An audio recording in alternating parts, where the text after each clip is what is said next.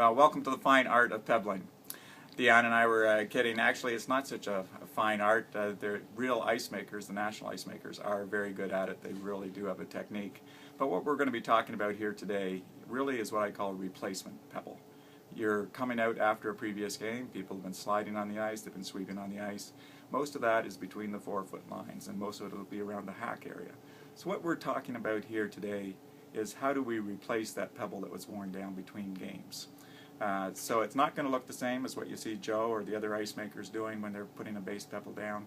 This is just putting pebble back where it was worn off, and then we'll talk about nipping, and look forward to some of you joining the ice committee. So let's go fill up the pebbler. We've talked in the past that hot water, warm water, cold water. We've decided that for between games we're just going to go with cold water.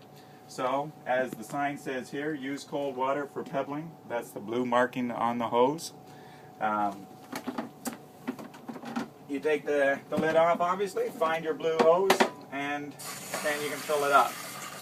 For a replacement pebble, you only need to go up about half full, probably. That's going to be fine.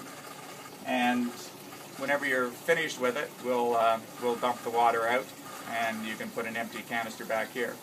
If you happen to leave water in the pebble and the pebble head gets down lower than the bottle, the water will be going all over the floor on you.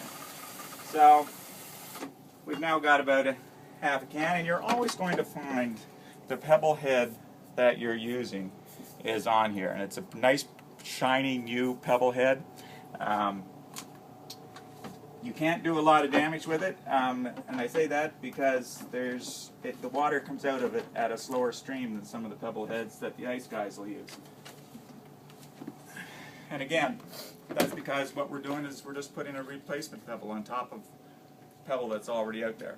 You may want to get someone to help you with this. This is one of the more difficult aspects of pebbling for someone who's just starting out, is how do I actually get this thing on my back. Right-handed.